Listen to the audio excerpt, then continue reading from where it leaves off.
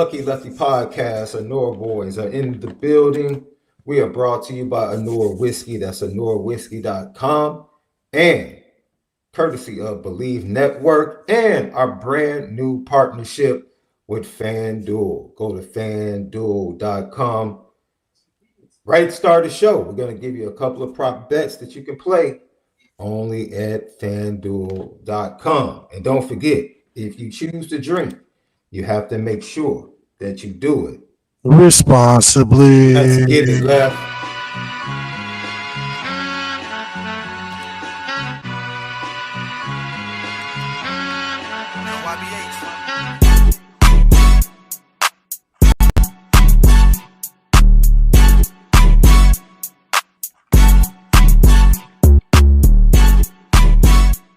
Lucky Lefty Podcast. Subscribe on YouTube. Hit that thumbs up for us. It helps with the views. Then go to patreon.com/Lucky Lefty Network. Lucky Legends players only. Starting up as soon as the season begins. The season preview will be up in a couple of weeks. Apple Podcasts, Spotify, courtesy of Bleav Network. Tap in with us on the audio side. Follow us on all socials. Twitter, X, Instagram, TikTok at Lucky Lefty Pod. And go visit us at LuckyLeftyPod.com. Great news, stories, breakdowns on the quarterback situation, and recruiting news. And some merch. The merch shop is over at LuckyLeftyPod.com. Home of the misguided passion and forever committed to making sure that we spin it different. Yes, sir. Left, how's your day today, bruh? The productive days, Friday, one of the better days. Just trying to stay on top, man. A lot of Notre Dame football. Football is starting pretty soon, and it's getting exciting. Yeah, you know, I had boots on the ground in the den earlier today, and good weather, good times. But we're going to talk about what the people had to say today. What did the players and the coaches have to say today? We will hear from offensive coordinator Mike DENBROCK. We will hear from quarterback coach Gino GUIDUGLI. And then we will hear from both participants in this hotly contested quarterback battle, that being redshirt freshman CJ Carr and redshirt sophomore Kenny Minchey. We'll hear from both of those guys. But as I said before we get to that, brand new partnership with FanDuel. So go over to FanDuel right now, Left. You know, we have a Heisman hopeful on our roster, Left. And you would think that he would be top 5 over at FanDuel as far as the odds to win it. But he comes in at plus 4,000. That's a pretty good bet. Jeremiah Love at plus 4,000, you might want to grab him right now over at FanDuel. That's a darn good bet, Left. What do you think about that? For him to be that long of a shot, that much of a long shot right now, that's good value right there. Yeah, great value, because you know it's only going to get better, especially as the team continues to get better, and then he's going to stay healthy throughout the season. When you have all these weapons and he doesn't have to maximize his effort every game, you're expecting a healthy season full of highlights. Now, you ask, is there anybody else that Notre Dame has? Yes. What if I told you that there is a Notre Dame player that has greater odds on FanDuel to win the Heisman than Jeremiah Love, Left? What if I told you that? I already know you're about to throw a fit. Probably if he plays defense. That's the only guy I can see. That's the only guy you can see? Coming in at plus 3,100 is CJ Carr to win the Heisman. That just shows you the power of the positional quarterback at Notre Dame. Yeah, well, they know what he's got. They know that whoever is in that position, and they really like CJ anyway. Yeah, man. They know that he's got nothing but space and opportunity. Yeah, I agree. So that's 3,100 plus 3,100 for CJ Carr to win the Heisman, and plus $4,000 for Jeremiah Love to hoist the Heisman Trophy over at FanDuel.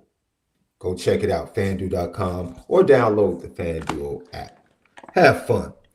During the season, we'll be doing what? Lines, prop bets for each game. It should be fun. Great partnership we have going with FanDuel, courtesy of Bleav Network. All right, Left. This is what I'm going to do, Left. All right, I'm going to see what reports are out here. For people, yes, I was at practice. I was at practice today. Yes, I was at practice. I was standing next to Trevor the entire practice, and that's that. But I'm going to go over to the IB practice report, and the defensive line was pretty focused. Max Bullocks and all the coaches were really teaching fundamentals today. They were harping on fundamentals.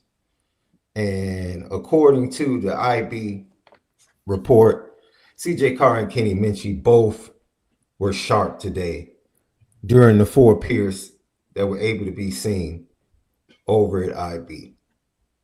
Running backs all look good. Scrap Richardson, you can tell he's much thicker this spring. And so the offensive line was the same for the first and second units as it was in the second practice. And the first practice. And then you have your guy, Sullivan Absher, right there, right guard, holding the fort down. And yes, you don't have to ask, left guard, they still have Will Black in that competition.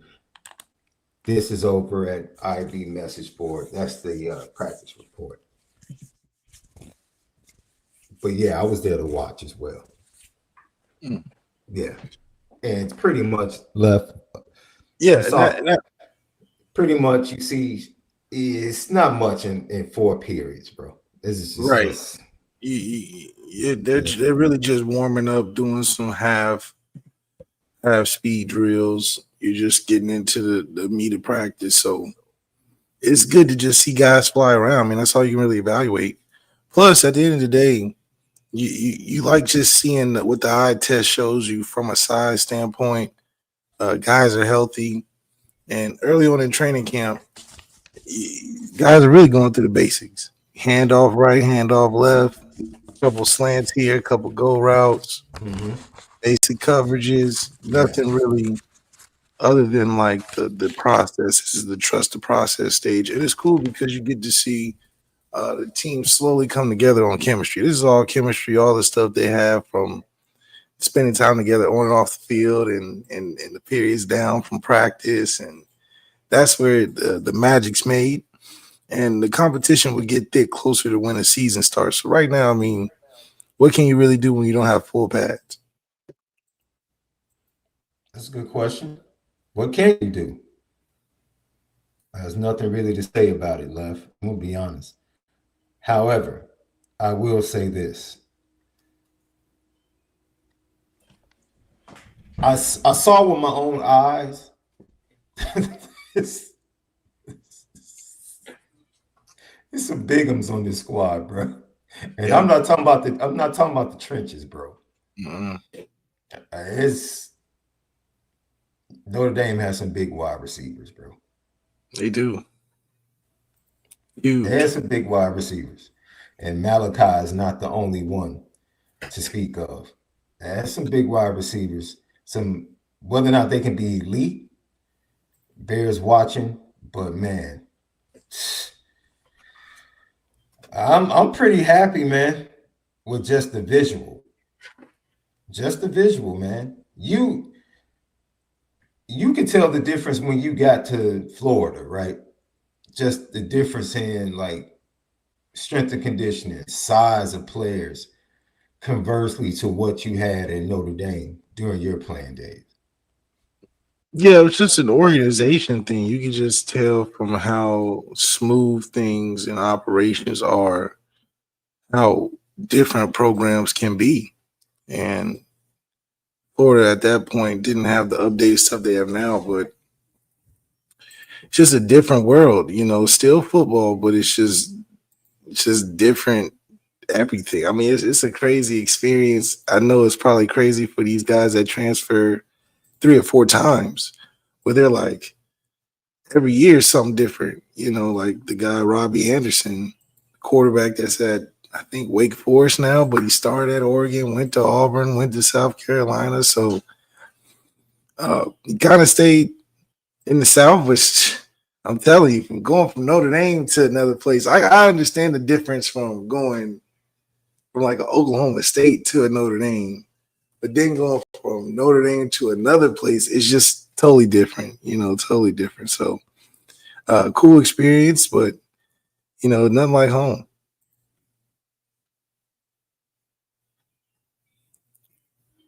I think you're on mute. Let's go to the coordinators first, Left. Let's go to Mike DENBROCK. But I promise you, in the second half of the show, I have a specific question for Left that I think everyone is going to find very interesting. But Mike DENBROCK met with the media. Second year as offensive coordinator. I thought the assembled media really did a good job, in my opinion, of locking in and asking some very intriguing questions. Let me see if I can pull those up. I'm having a problem here. While I pull those up, Left, at what point does a new quarterback in fall camp begin to feel comfortable? As you said, they don't hit pads until practice 5. But at what point should these young men start to feel comfortable with everything that they're doing in fall camp? I would just say it really just comes down to when they get a grasp on what they're comfortable with in the offense. Like their specific plays where they know, okay, I know my muscle memory, my timing, my cadence, and the execution of things. And that's more on an individual effort. Now, I Bleav it can only come through actually getting reps, not this whole, taking mental reps, which is, I guess, a thing. But that's just focusing during practice. I think just taking the actual physical rep at the quarterback position is so important. So the more reps you get, that's where the comfortability starts. And all it takes is a couple of team practices where you get a quick flow of things. The only criticism I have of practices, especially in the competition thing, is there's moments and times in practice where you're hot. I mean, you got a flow, you're calling things right. When you're in a competition, you only got 4 plays. So you're like, golly, I got to, and so then it could throw off your momentum because you're like, I got to wait for it, go on forward, go switch units, this whole thing. So it's when you get that crisp time with the guys that you're in there with. For me, it really happened was when I'm getting my team reps, but I was with my guys that were in my class, so to speak. So I was with CJ and Torrey Hunter and Tarian and different guys that I felt comfortable with. So when our team practices, when we're going against the ones and we're the 2 offense or the 3 offense, and we're making plays here and there and getting first downs, you start to feel better because you're like, okay, I know that this is the best we got, and we're executing with guys that aren't considered necessarily starters. So as a quarterback, you start to build that confidence, and when you get your shot with the first unit, and you realize how much of a difference the first unit from the second unit is. It's a funny thing. Like, yeah, they, everybody's good and everything, but there's definitely a difference between your first unit and your second unit. It's just, you got guys that's been there, so that's a comfort that you have. And CJ's growth will be exponential because he's going straight into it. Kenny's getting that consistency feeling of being that guy and called upon and running out, even just running out there and just feeling like the first guy that day, how they rotate. But on your day, when you got the first team, you just feeling a little good. I mean, hey, back up. My reps is my reps. So it's stuff like that you just got to personally find ways to get to that point where you're like, okay, this is when I'm in there, I got that control of everything. Like I'm setting the pace. So when you find your pace, when you're doing drives and team periods and even in the meeting room, it tends to go better for you. And then when you get them certain live periods towards the end of camp and you make a couple good drives, you do a good 2-minute here and there, you get a couple. So it's little moments like that really do something for you. So for both of these guys, they get the chance to get, I guess, 50-50 reps at the first team. But the more first team reps, the better. And stacking good days on top of each other is what matters. And then just the natural confidence of both these guys. It's a good thing that they both want to play and that their talent can help this team succeed.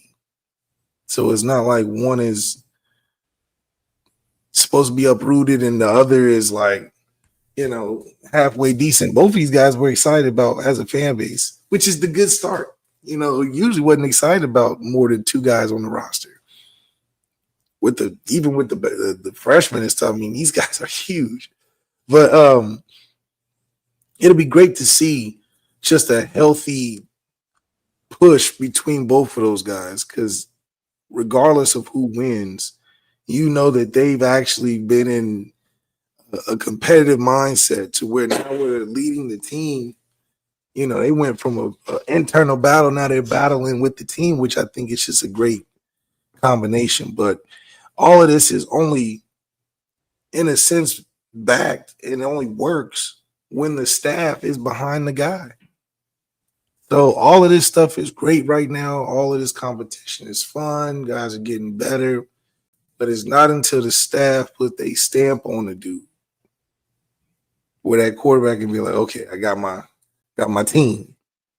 Because when you don't put the stamp on the dude as the head coach or the quarterback coach or the offense, and you got this tempo, how can you really feel confident? You just like, hey, you in there currently. What's that trend? Like, this is my current situation. Like, no, you gotta be like, no, I need that week 3 against NIU speech from Coach Freeman. Now that's my dog. I don't care if we lose or win. He gotta lose both legs before we put another guy in. I am not thinking about the other dude at all. Mm-hmm. That's when you like, okay, I'm good. But that's also when Riley got better. Because he like, what did he start saying after that? Yeah, I know I make mistakes. Psh, no big deal. I'm gonna get better in practice. Like, start admitting too much. Yeah, I'm having bad practices, whatever. But you're comfortable because okay, I can grow though. I know I can have a chance to bounce back, which is good and bad. But hopefully we have a better start point this time. Yeah. Lucky Lefty podcast. So once again, offensive coordinator Mike DENBROCK met with the media today, and he started talking about his quarterbacks and talking about what he wants to see from them. One attribute in particular, he wants them as the young quarterbacks that are first-time starters or first-time starter candidates. He wants them to have the ability to bounce back through tough times. Same things I think that Marcus addressed everybody with yesterday. I mean, how do they operate within the framework of the offensive scheme? Do they understand it? Do they know where their problems are? What can we do to help them? Making good decisions with the ball, being a consistent guy day in and day out that the teammates can count on to not only take care of the football but to make good decisions with it. And we'll make some strides as camp goes along. I mean, it's yesterday you guys got a chance to kind of watch practice. It was a little bumpy at times, but that'll happen sometimes, right? There's some feast and famine moments, especially early in camp, until you kind of get your feet back on the ground and underneath you. And they haven't had a whole lot of live snaps where they could kind of experience some failure. And it was fun yesterday, even though it wasn't fun to see the turnovers. It was fun to see how their response was, where the next play, I think in either either young man's situation, he bounces right back and makes an explosive play. So that's what you want to see, eliminate the turnovers, but have the ability and resiliency to be able to bounce back in tough situations. Yeah, he's just referring to that freshman moment that, you know, when's the first time you realize you was in the NBA moments where and it's usually that first, what the you doing? You know, what you started over that first good cuss out by you. Now, I don't know how the generation is now, you know, with the whole mental health and the mentalities of these players today. But, you know, I always got more comfortable, ironically, after that first big cuss out after your mistake where they pause the practice and they talk for 5 minutes how you done messed up. And after you get over that and then do a good play in response, it's like, okay, boom, I'm locked in. You know, okay, I see the worst of it. You know, I've made the mistake. I've gotten chewed out or whatever, but I survived. And usually when you get those I survived moments, it's usually a good cuss out by DENBROCK. Or I don't even know if Gino does it or not. He looks real chill, but DENBROCK gonna say something to you.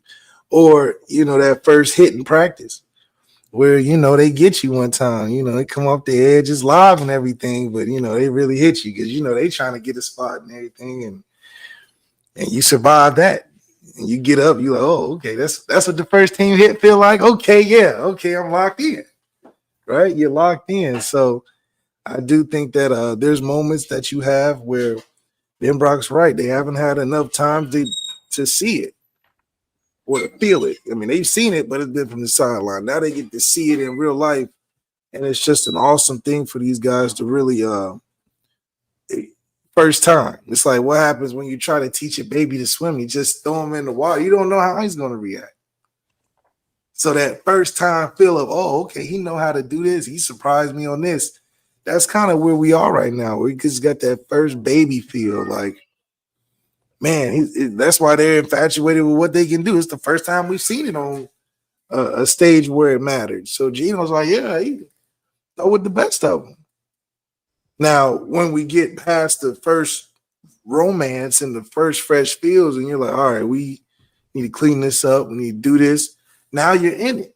Now you being coached. Now you in the running. You feel like the man. You feel like the quarterback. They're communicating with you. I know Kenny is probably an exciting feeling because in the last 2 years they weren't with me. They're not talking to you. They're not really asking your opinion in the quarterback room. You know, they're not. Usually it's like that first time with these are moments now. I'm just talking about moments. You're in the quarterback meeting room and it's a new year. You know you in the running. So you looking at it like, okay. And Coach GUIDUGLI go like, okay, Kenny, what you think? First question get thrown to you. That's a good feeling. You know, he's like, yeah, what do I think? You know, I've been wanting to answer for a couple years now. Because usually, you know, they asking Sam and Steve and Tyler Buckner say something and you just got to take notes. You know, that's just the beginning of it. And then that first meeting, all the hype, all the who's going to start, is a Kenny, is a C. And you get in that first meeting and GUIDUGLI's like, okay, Kenny, first team, we running this. What you got? You're like, finally, you know, I ain't right no more. I get to command the room a little bit. And this is all first time experience for both of these guys.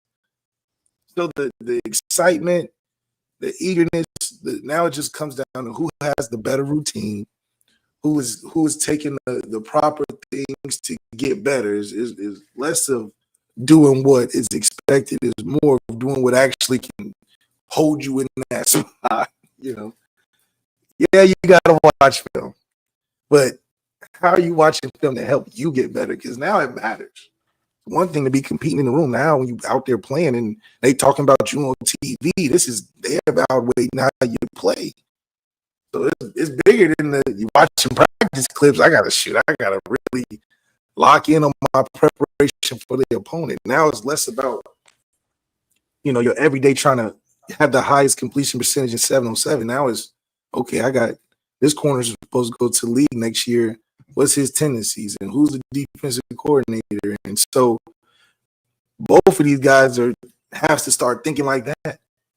Before it was okay, Steve gonna tell us what to do. We're gonna follow these little drills. I'm gonna take my couple reps. I'm gonna go to study hall. Shoot, no. You need to know down a distance. You need to talk to Denver. Hey, Denver, I'm knocking on your door for something for real this time. Like for real. Okay, I really need you to help me figure this out because I'm on deck. So nothing's better than that on deck feeling, is what I'm saying. Both of these guys just want to take on as much information. They a bunch of, yes, I'm on there. I'm on there. Yeah, I'm doing it. I'm whatever I need to do. And because of that, then you start to see the team get a little more excited, right? The team's getting more excited about these guys figuring itself out. So that's the encouraging thing, which I think will have a faster launch than last year because the team is rallying around and supporting this quarterback competition. It's a healthy one.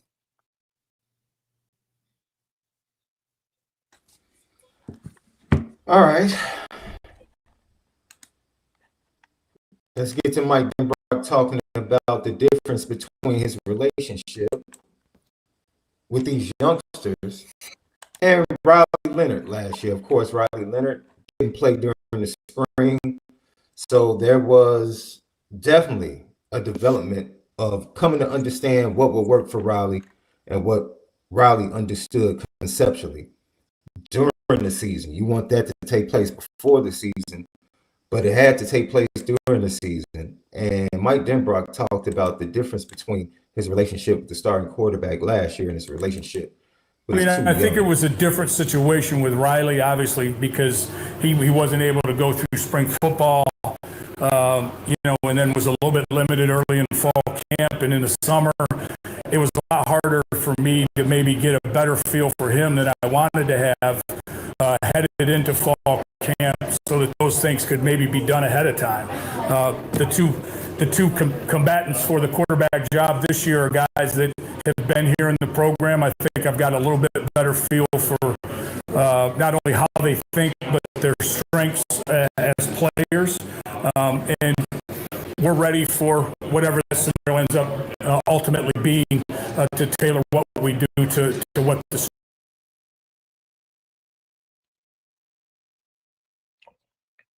Well, he's basically saying the playbook is big enough to cater to the strengths regardless of who comes out on top, which is a lot more encouraging than last year where we had to cater it to the point where it was just so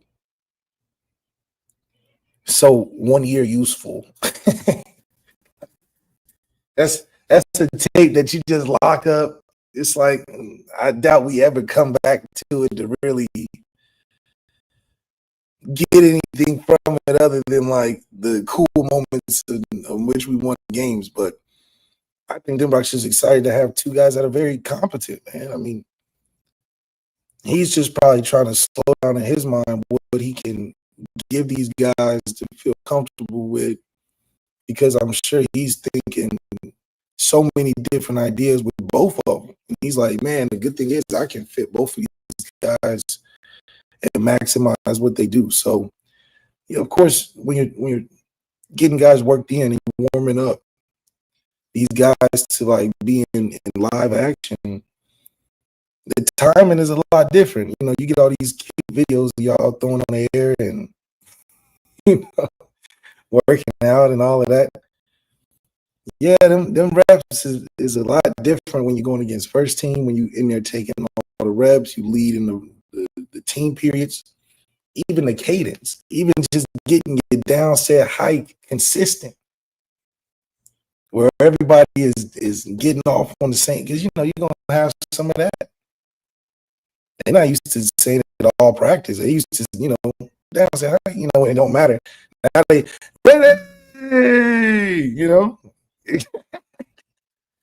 Better be for the 80,000. And I'm glad we're not doing this whole, I don't know if we're doing the clap thing. I think that's just so disrespectful. But DENBROCK's right, man. I think DENBROCK is just more open to letting this thing hang. You know, he's gonna say it's gonna be ugly, but it's gotta be because we gotta get this ball out of our hands. Because he's probably saying we can always just turn around and hand it off. I think he's hitting this year early with going and being aggressive, throwing the football early. We can get in 12, get under the center, we can turn around and hand that thing off all day. All day. We're going to practice it, but how about we just start camp early with these routes?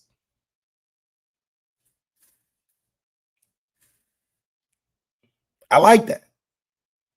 As long as our fallback plan is, well, we got Jeremiah Fry. I mean, you know, he got all these guys, whatever. I'm excited to see that. But I'm really excited to see these receivers take the next step. DENBROCK take the next step. The quarterbacks come into their role. I mean, it's going to be a beautiful sight.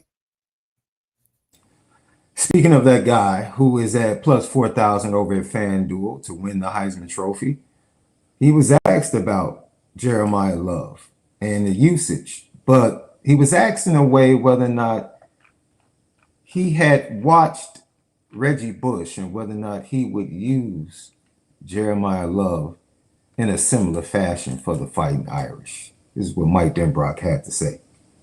I think we have to be in a position to take advantage of his skill set. And his skill set is wide-ranging, right? Certainly he's a very talented runner with the football in his hands, but there's really nothing he can't do on a football field, from running down as a gunner on the punt team and making a play to throwing him a deep ball, you know, some sort of option route, you know, anything that we can do to kind of screen package, whatever that is, to try to get the ball to him a little bit more. I think it opens up a really large opportunity for us to kind of expand what we were a year ago and give some people some problems. Yeah, I mean, you know, this is the bigger the playbook, the better the calls. I mean, DENBROCK's like, we about to put him all over the place. And this is the balance DENBROCK has to have with an inexperienced quarterback. Just throwing Jeremiah Love all over the place sounds great, but can we get him that ball that many different ways? So this is where DENBROCK's creativity and his Todd Monken, in terms of having all the pieces, his creativity has to come into play, where Jeremiah Love has to be effective, because we know DENBROCK can get in his ways where he's like, yeah, we're going to use Jeremiah Love, 28 dive, 28 dive, 28 dive, 28 dive.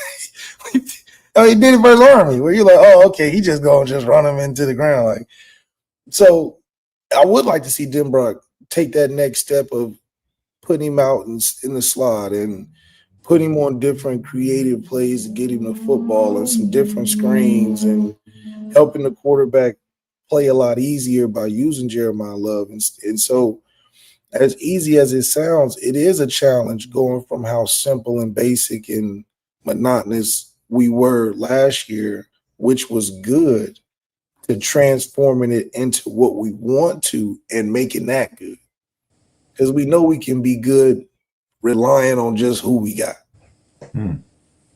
Oh, we got Riley. We're just going to run him on third down every time. We're not going to complicate this. You've been doing that for a whole year. Now you got to get out of that mode, because it would be a shame, a detriment, almost fireable, if we just start abusing one player. Like if one guy, has Kyron Williams, carries every game. Because now what we recruiting all that for? You know what I mean? We need to relax on the recruiting. I mean, because we're bringing in guys that deserve the football, guys that have been waiting. I mean, we getting to a point where guys are just on the roster, because we're getting so excited about all these guys coming in. And shoot, Micah Gilbert's still on the roster somewhere, KK Smith on there somewhere, Keedron Young's on there somewhere. Because by the next year, it's just going – you want to see these Larry Fitzgerald son, you know? So the usage has to be – I mean, we got to be throwing that thing around. I mean, it just is what it is. The guys are going to leave. Like, it's just – you can't have everything now. We ain't got recruiting real sweet. Everybody gave the offense a break. right? They gave us a break. Oh, you guys got Riley. I need to come back and see what this looks like. Okay, y'all good. I'm interested. But the offense ain't a lot of things to be desired. So now we don't have that. Now it's like, okay, time to show me what's up. What we got. What because now I gotta think like I'm Carnell Tate. Well, who you putting in the league at receiver? Now I'm back on that. Yeah, y'all winning games, but who y'all putting in the league at receiver? Like who's having 1,000-yard seasons? Who's, so that's what we have to prove now, because now we're capable. There is no excuse of, well, you got a guy that's more running style, no. Yards got to be accumulated. Now, we know DENBROCK got ways of doing it. He loved them screens. He loved to take them shots downfield. CJ's proven really well with that. Kenny's got the versatility he likes with the quarterback run and quarterbacks holding the ball, right? His offense holding the ball because he trying to throw that thing 50, 60 down the field. Put on the show. We got to be entertaining. This is a perfect place for the offense to take over the mantle as the lead unit on the team. Defense been holding it down top 5 for how many years? How many years has the defense been top 5 and we not cashed out on a championship when we love to say defense wins championships? Well, if we go by resume alone, we've been top 5 in defense for a good amount of time. And it's been clear. It ain't the defense. It's clear that we need that offense to take over the mantle. What did Ohio State do? They had good defensive players. They did. But they really had them offensive guys. Which, in our game, when we literally, in my opinion, got the 2 best teams you can get, our biggest weakness was their biggest strength. Offense. They got the scoring ability with the talent that can equal out our defense and expose us for what? A team that don't got a high engine on offense. We like to slow cook you. Oh, y'all playing around because y'all can't score? Okay, we just gonna score and score and score, wear you down. Now we don't score about 50 points on you. We done had 6 takeaways and you ain't got a first down since the 3rd quarter. You know what I mean? So I do think that it's going to be great for us to see DENBROCK really shine, man. You got paid a lot of money now to come back. And rightfully so. You left at the perfect time. You don't got a Heisman and 2 first-round receivers. They got to pay you whatever you want. Because that's how you got to come back to Notre Dame. You can't just rise up the ranks as no coordinator and be no. Go out and do something amazing and come back, and you're gonna be whatever you want. Write that check for yourself. So I think he's excited about that and looking to be a different team to see next year. Lucky Lefty Podcast. I think Mike DENBROCK is in a place where he's actually happy. You want to coach. And I think he is coaching on offense rather than being a coach on defense last year. Like not being aggressive like he wants to be aggressive. Because of certain factors were outside of his control, injuries outside of his control, having a new guy that he doesn't have a relationship with. As he said when he was asked about the media, this is different. I've known these guys for 2 years. They've been with me. I know them. I know what they like. I know what they don't like. I know what plays they like to run. I know the throws they like to throw. I know how to set those up. It's totally different than when he had to go through with Riley Leonard. And I hear people say it all the time, Left. Like, man, I don't think Mike DENBROCK gets enough criticism. And I'm like, man, you can criticize him all you want to. You could talk about the offensive numbers. The man got to the national championship game. Now what? He got to the national championship game. And that's the thing, too, is that he got to the national championship game being a guy that didn't lose the game.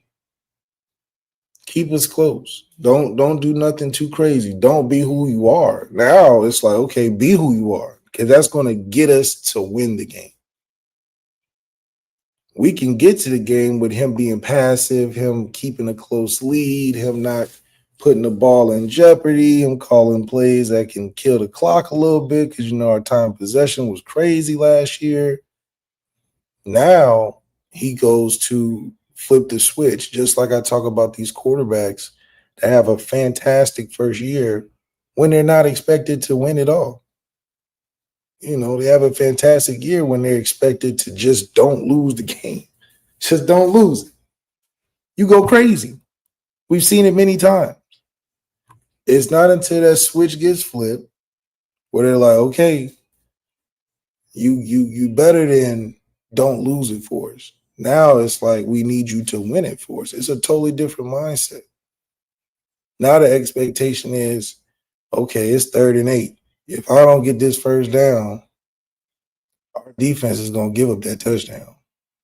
If I don't get this first down, we it's going to mess us up, right? So as opposed to when you're in the mindset of, okay, don't lose the game, 3rd and 8, I'm thinking check down, I'm good.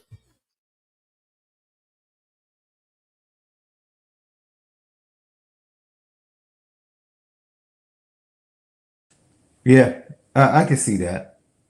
I can see that. But I think for me, I'm very excited to see this team really take a step forward in mentality, right? I think a lot of people try to blame the offense on Marcus Freeman. Look, as a head coach, let me ask you a question, because everybody has these big expectations and aspirations for Notre Dame's offense and quarterback and the passing game. Let me ask you a question. After the passing game looked the way it looked in the first 2 games against Texas A&M and Northern Illinois, as a head coach, what was Marcus Freeman supposed to do other than lean on the offensive line in the run game? Let me know in the chat. If you have a better idea after those first 2 games and being 1-on-1, 1-1 on the season, and the output from the passing game, quarterback, offensive line, and wide receivers, what did you expect Marcus Freeman to do? Would you have done something different? Did you have a scheme in your back pocket that you could have emailed to him or DM'd him to say this is what you need to use to unlock the passing game? Let's be honest. What would you have done in his situation? What would you have done? Would you have leaned into what your team could do at a high level? Or would you continue to bang your head against the wall trying to figure out how to unlock this fantasy of a passing game that we've all been waiting for to materialize since 2008, 2009, or at some point during the 2015 season?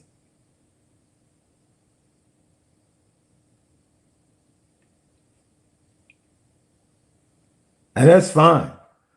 Start Angeli.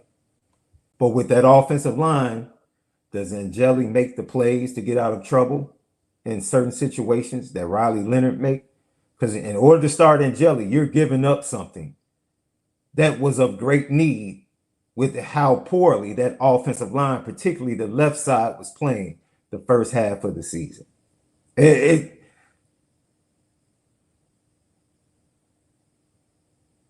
He stuck it out. And how can you argue with him sticking it out with Riley Leonard when they made it to the national championship game? Now, dude, I was calling for Angeli. Great sacrifice. I was calling for Angeli before the season started. But at this point, how can we argue? And if we're going to use, if that's the case that we're going to use to say, well, maybe Marcus Freeman just doesn't want to throw the ball,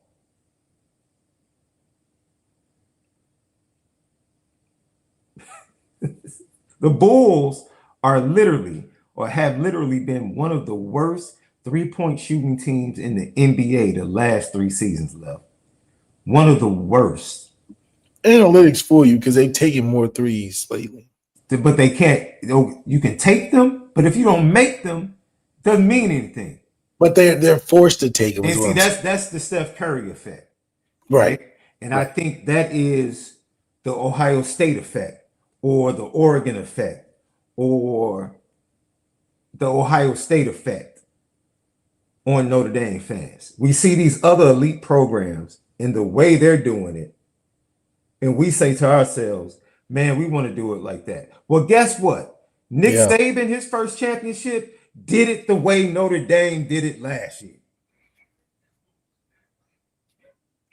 He did it with a quarterback and a passing game that was mediocre and a strong run game and great defense. That's how he won his first national championship at Alabama. And then he recruited and got better quarterbacks. And once he got better quarterbacks and more talented wide receivers, guess what happened to the passing game? It took off. Well, he fell on some quarterbacks that really had. Well, he really got that 5-star quarterback. Yes. Yes. So my point, Left, is it's amazing how smart coaches become when they get talented players. It's amazing how coaches want to open up the offense when they get 4- and 5-star receivers and really good quarterbacks that can throw the ball. It's amazing. And how balanced. It's amazing how your whole regard for you, the whole regard. It's amazing. So we need to just kind of, those that are in that mindset or have that mindset, just relax a little bit. Relax a little bit. Yeah, I would say something else, dude. The quarterback that's going to take the field against Miami is not going to be the quarterback that gets drafted. And what I mean by that is they'll be better next year. Whomever the start is, they'll be better next year. And then they'll be better the year after that if they decide to stay. If they decide to stay, yeah. Yes. I see people, I'm just going to use CJ Carr, for example. People are like, oh my God, CJ Carr is going to be the next player to get drafted at quarterback for Notre Dame. He has first-round talent, second-round talent. You're not going to see that first and second-round talent on full display against Miami. You're going to see a young man learning. Yeah. Can he still be good? Yes. Yeah, he'll be good. But is he going to be that finished product that he's going to become? No, he's not. People got to understand and be comfortable in a game where you don't even know what it's like. As much as you practice and have been there at the lower levels, playing in a game for the first couple of times, it's a straight learning process because all that stuff that you was practicing and thought you was learning, even hearing the play call, hearing it in the game, it just sounds different. But that's because you've never done it when it's been on you to do it. Yeah, you can.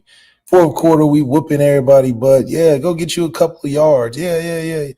But when they play that Irish, and you run out and you do the little prayer, you do the little take a knee, and then you do the little coin toss, and you're warming up, and it gets real, and they kick it off, and they're like TV timeout, and you get your huddle, and you like, oh. Yeah, it's ready to play. So, no, I'm not expecting them to go 500 yards the first game, and they just, it's going to be a good game. We're going to have moments where we like, dang, I wish he could have did this better, whatever, but I did see hope. He had a couple bombs and didn't turn it over. And, you want to look up a year from now and say, okay, that's what we got. Not right now. Because let them do it. We evaluate after they do it. Y'all trying to say before they do it, oh, they've been we don't know. We know that they're gonna be a good team. We know that they got a lot of support. Like Michael Jordan and the 6 rings always had support, but this is not a LeBron and Cleveland situation where he has Boobie Gibson and Drunas Ilgauskas and Drew Gooden and has to go against 4 Hall of Famers in the finals. It's not one of those situations. Are you gonna bring up the HGH and the steroids too? Oh, look. Oh wow. Lucky Lefty podcast. Boy. So when we come back, All right, Jeff T. I'm going to ask, yeah, he snitched for real. I'm going to ask Lef a very important question on the heels of the discussion we just had about the first-time starter and the development and who they will become in another year or so. Right here, Bleav Network, FanDuel partnership, Lucky Lefty podcast, SD2 Mics, Malik ZAIRE. We'll be right back. You know we spin it different. What's up, family? We're back here once again, the Lucky Lefty Network shop. We've updated it to all your favorite gears from the Freeman era to the signature logo, Lucky Lefty. We do it the best and we spin it different. This time we're coming way different. We got accessories, mugs, women apparel, hoodies, shirts, anything you want, anything you can ask for. Because you know one thing, we spin it different.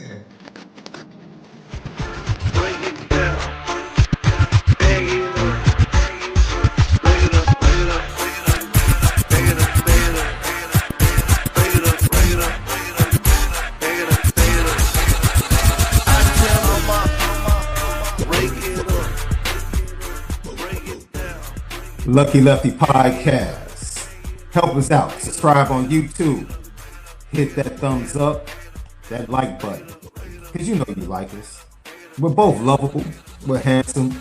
We're chocolate. You know what I mean? That's what you need in your life.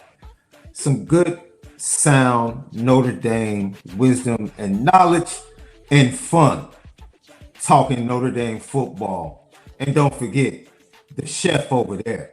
The podcast chef himself, the original Lucky Lefty, Malik ZAIRE. No one weaves in culinary, cuisine talk into football in Notre Dame like Lefty himself. So subscribe, hit the like button, leave your comments, questions. We respond to all. TikTok, Twitter X, Instagram at Lucky Lefty Pod in partnership with Bleav Network and FanDuel. Speaking of FanDuel, Left, you know, you can go over right now. We talked about the Heisman, right? CJ Carr 3,100 plus 3,100 plus 4,000. Now, here's one thing you would love to know. The greatest odds at plus 380 to win all their regular season games, to go undefeated. The team that has the best odds to go undefeated is none other than the Fighting Irish and Notre Dame at plus 380 over at FanDuel. Easily. Can't beat that with a bat. And the over-under on win totals for the Fighting Irish on FanDuel sits right at 10.5. Sits right at 10.5. So, hey, man, get in early. We already gave you the great value at plus 4,000 for Jeremiah Love to win the Heisman. 10.5. Notre Dame has hit the over on win totals every year that Marcus Freeman has been the head coach. So go ahead. And Freeman, we trust. Hit that over. 10.5.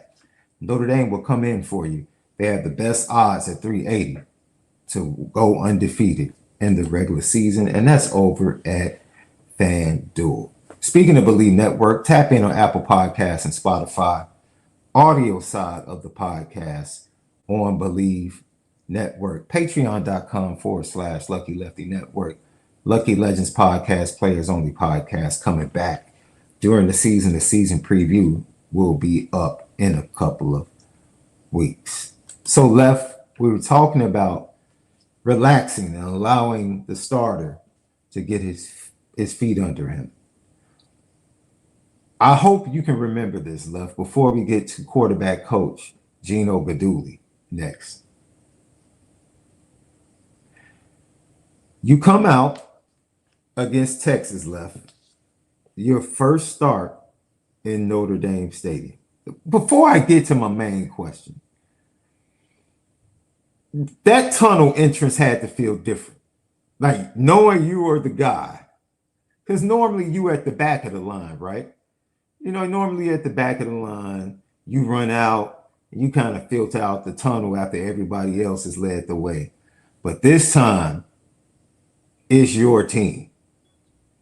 What was that like, my friend? Well, it was just exciting, man. It was a long time coming, and a lot I wanted to prove and show the value that I can add to the team and proving myself right. And really locking in on your job is it's the real deal. So you got that in the back of your mind that you're doing this for real. You go through a lot of training, a lot of practices, but 13, 14 days of the year to perform on a huge stage that people will remember for a lifetime, man. You're just super grateful and excited to have an impact in that way. And so after that first play, and I can really say, man, being the most prepared really helps. Like I knew everything. I knew everything to the point where it was like I couldn't believe it. You know what I mean? Like, they always say practice makes perfect, and you gotta prep and all this stuff. And I've watched film and prep so much. You're so nervous for your first game on, this is for real. You're Notre Dame's quarterback. It's not real until you actually are the starter.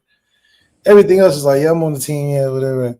But when you're the actual starter, you just like, oh no, this is Joe Montana play here. You know what I'm saying? So it's just a whole feeling. So I'm over here over studying. But that first drive, I saw a couple looks I saw on film, and it's crazy that the film really is the real life. Like you would think, I'll be like, man, y'all stop playing. Like I know y'all about to run this, and y'all really about to run. Y'all really about to run. I couldn't believe it.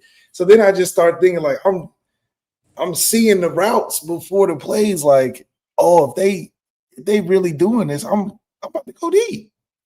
And that's where you got to trust yourself, and you trust what you see, and that's when the game starts slowing down, and it's really unbelievable because you're like, oh, okay, that's what prepping for a game means. When you literally are just seeing what you see on film where it's like not even real. You're like, man, they're really playing this stuff like the film. Like you would think watching film like, oh, they know we're studying this. Like they're not going to give it.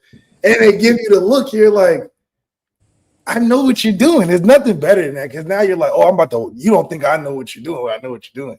And especially when blitzes come and that's the momentum you build. And then when you have a good team, then you start realizing what a good and bad team is when you start playing them. You realize how good your teammates are. You're like, oh, he's okay. I see why it's hard to tackle CJ. I thought it was just practice. Like, no, he's actually hard to tackle in a game. Like other people is hard, So it's just so amazing. Now that's a different feeling in the LSU game where, shoot, I didn't know when I was getting in, honestly. So it was like kind of aggravating. And you're like a low-key hater because you're like, dang, the better he do, the least I'm going to play. So it's just like, God, it's just a totally different feeling because now I'm not as prepared just because I just don't know what's going on. Like, am I starting? Is he starting? How is it? Because everything's about a flow. So if you're talking about we both going to play, you just going to throw people in there. It sounds good, but like he could have threw a pick. And I'm coming in the next drive, and they're hype. I'm cold, and the defense is hype. They just got a pick.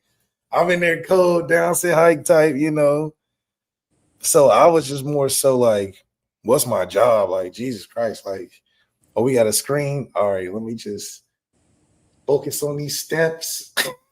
I wasn't even thinking about the other team. I was just thinking about, okay, what do I have to do this play?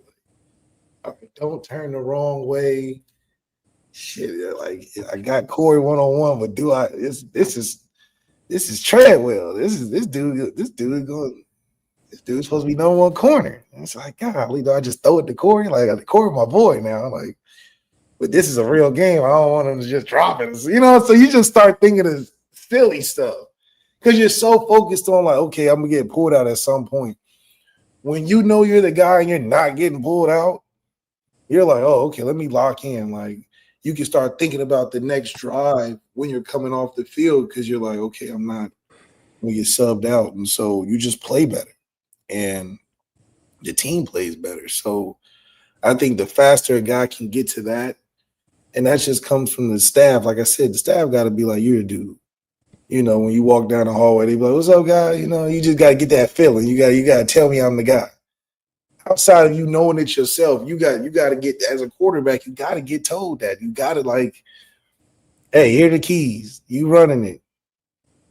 It's the ego thing. Or maybe it's just the fact of like, there's nothing wrong with job security. I think nowadays when you have all this money on the line, don't play with your food like that. If you want a quarterback, if you so start a guy, just pick him and be like, look, this is my choice. I got too much money to be playing around, So that's the ideal situation.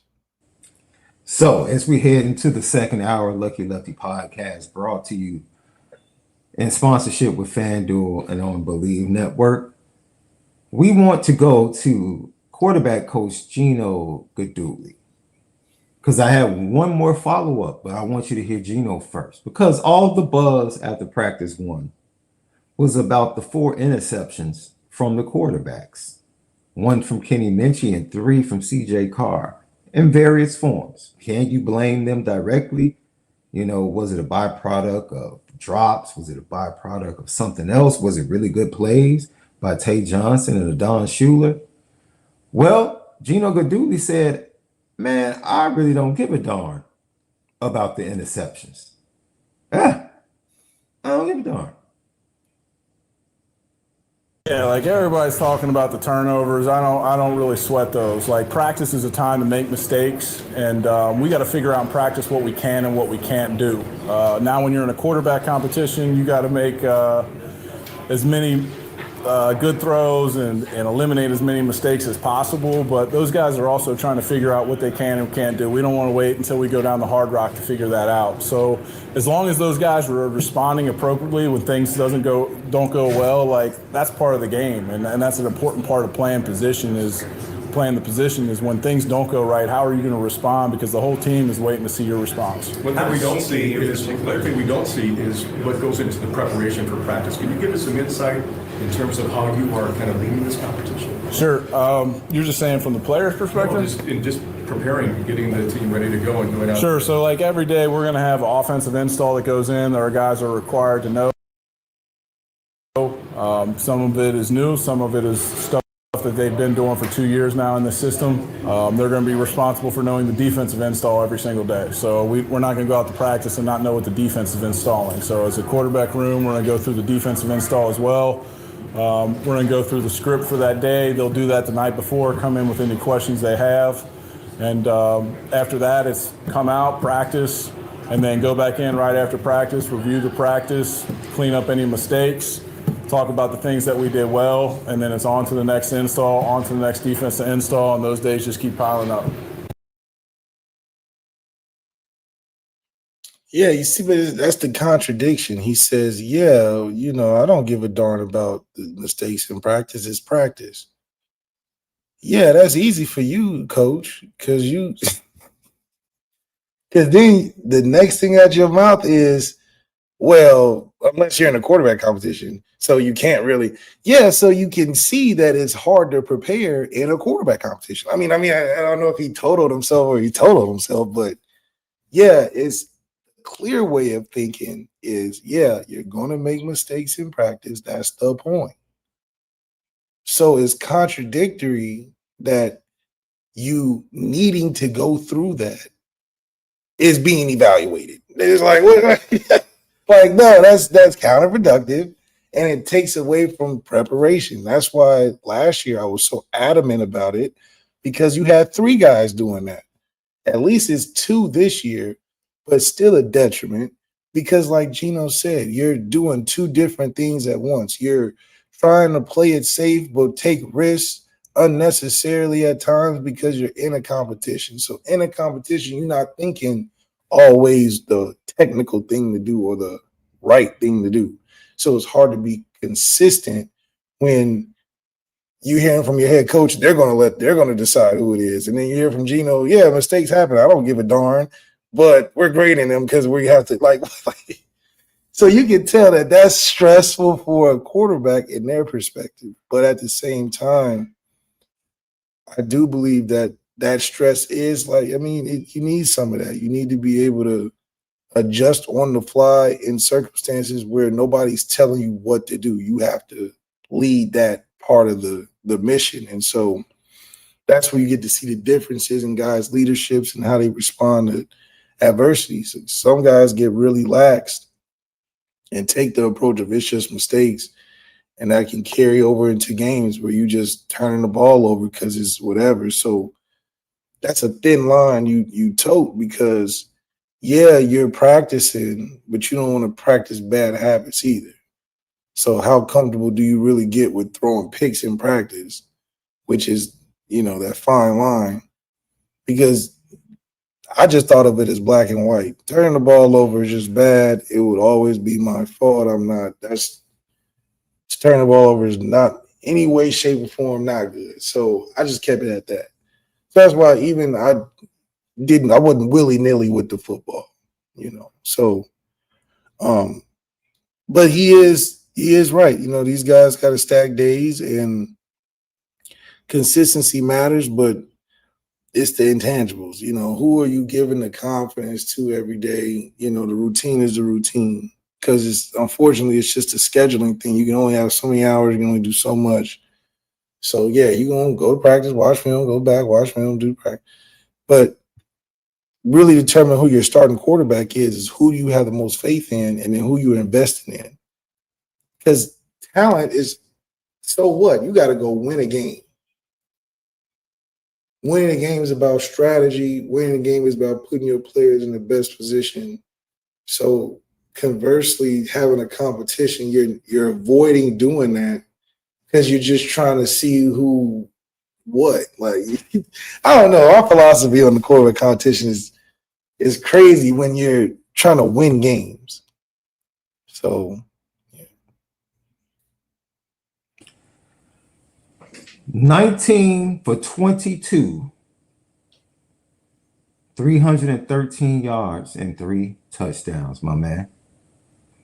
That's the way to announce yourself as the quarterback of Notre Dame against a national power like Texas. But on the heels of what Gino said, not caring about the mistakes, I want to go to the next week. Because the next week, specifically early on, things were a little bit different. Before the injury, you were 7 of 18 for 115 and 1 touchdown. Now, you had begun to heat up. In your last 6 passes, you were 4 of 6 with a touchdown. But this is my question to you that I think one of these quarterbacks is going to face going from the first game to that second game against Texas A&M.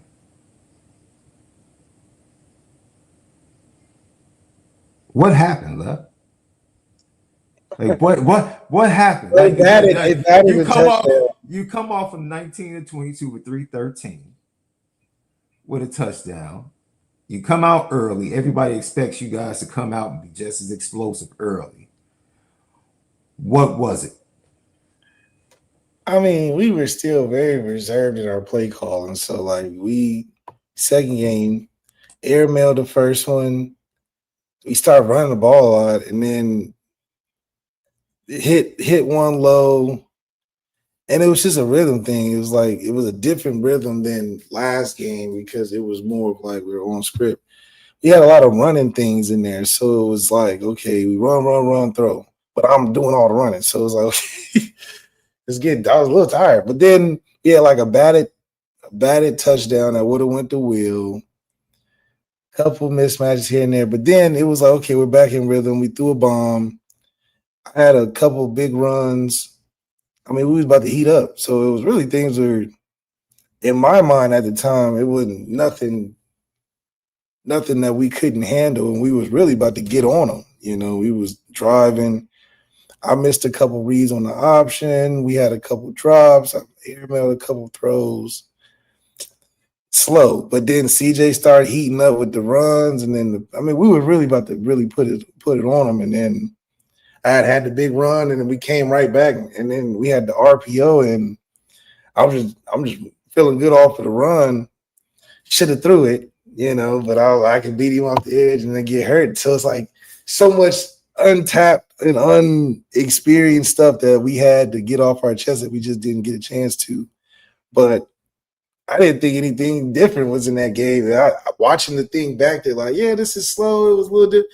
But the game before that, it was a great flow. We had, because sometimes, and I realized as a coordinator, sometimes when you call on plays, it's like, man, there's nothing the other team can do. It's just they're thinking how I'm thinking. He knows where to go with it.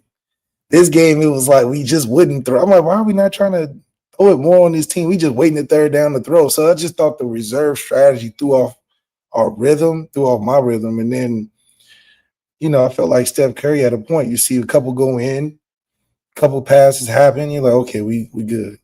And then, but that's where finding ways to win matter for both of these quarterbacks in camp. You got to find ways like, okay, you may throw a pick or something may not that you are good at isn't working.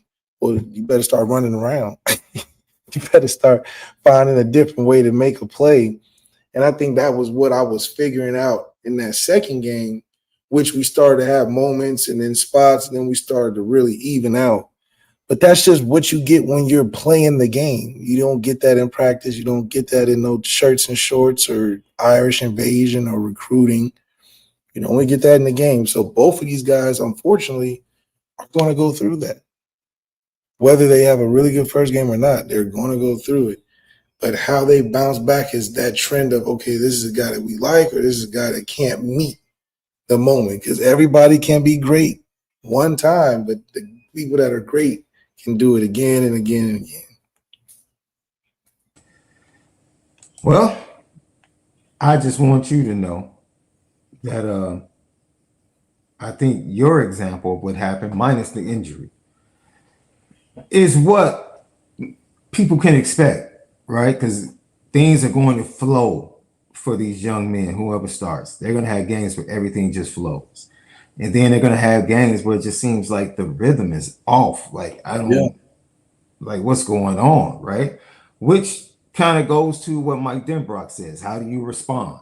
You know, you were getting ready to respond. You got to get the team back, whether you have to make the right pass or the big completion or the right check. Because it's not always you doing it physically. Sometimes you just got to shift the team in the right lane. But the team responds to that. It's crazy when you're the quarterback and how you may not even throw it. You may just change the play to hand it off the other way. And the team responds to that. They're like, oh, good stuff. Oh, okay, I saw the same thing. Now you connected. And it's not just because sometimes DENBROCK may go on a dry spell where you're like, damn, you running the 24 dive 6 times in the. What are you trying to like? What you doing? You know, I like to jump on the phone. Hey, what's up? Like I lost you out there. You just calling whatever. Like what? How you? What you seeing? No, that's what you got to hit him with. What you seeing? Because you can't be like, what you what you seeing up there, coach? I saw this or that. So a lot of it is the quarterback has got to put the team back on track. And that is unpredictable. That's what makes football great. That's what makes live sports great, is because when it's live, you can't necessarily prepare on how you're going to do it when it happens. You can prep situationally. Oh, if A, then B, and B, then C. But sometimes Z come out of nowhere. Facts. And you got to be like, you don't say it's not going to say. You got to something within your own preparation, your own ability, your own clutch gene Because everybody's looking at you. They're gonna be like, shoot, if you don't do it, shoot, Usually if the quarterback don't do it, and that's what I'm saying, it don't gotta be a pass. It's just them getting the team in the right lane, whether it's making a check, stopping the blitz, getting a good first down on the third, running for the first on 4th and 1 instead of running out of bounds.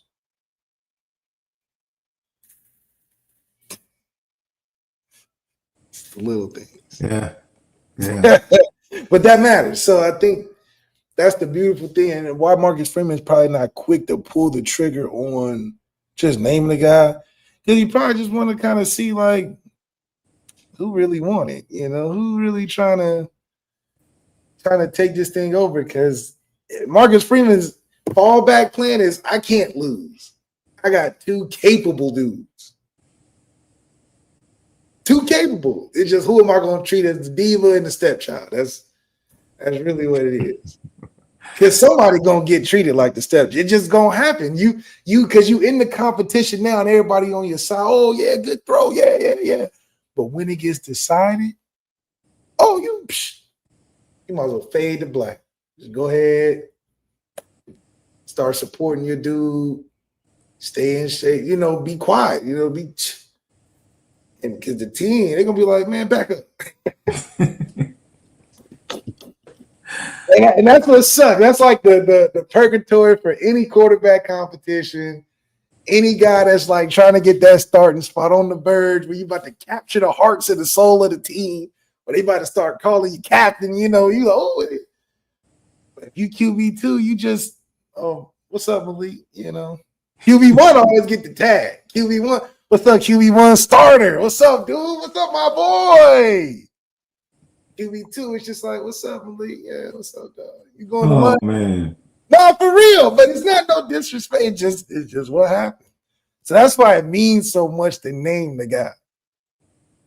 Because you got to know the pecking order. You got to know who is the top dog in the room.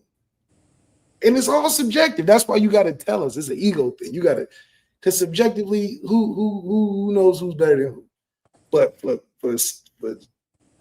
whatever it giggles, you gotta feed my ego. Tell me I'm the dude so I can walk around here and they gotta be like, yeah, what's up? Coach Gino was asked about the competition, and this is what he had to say about his quarterbacks.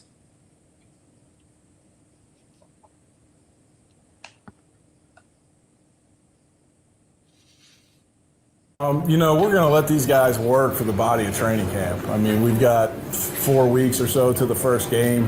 We want to put those guys in as many situations as possible with neither one of them have starting experience and try to get as many game-like reps as we can and see how the guys respond and see how the team responds to them. What are each of their strengths? I think their strengths are very similar.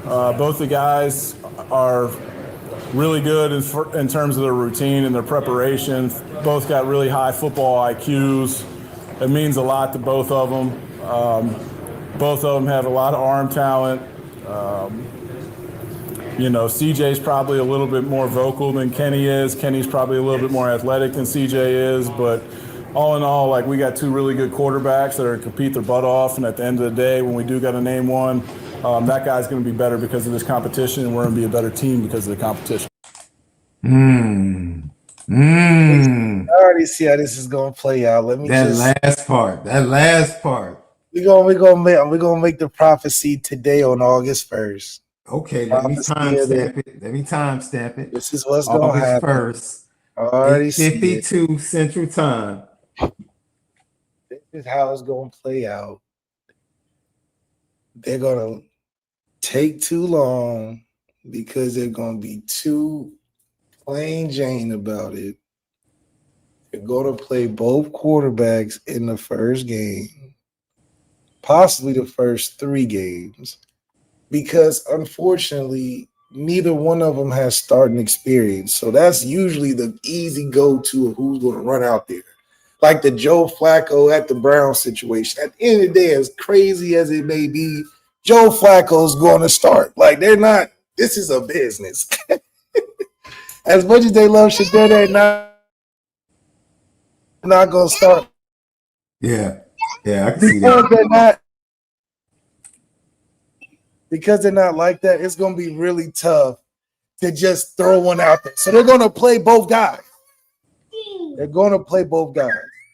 And it's going to come down to, can CJ take the moment from Kenny, because Kenny's going to go out there first.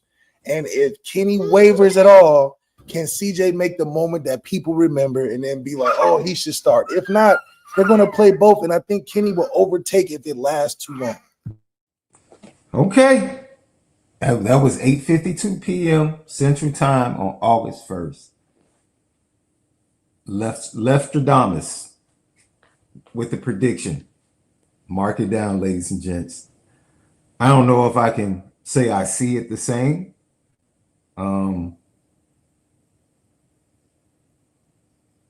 Yeah, I don't see it that way. I do think. How can I say this? Well, I said this last week. I'll just say it again. I do think there are certain, if you just took a poll, I think it would be a really good race.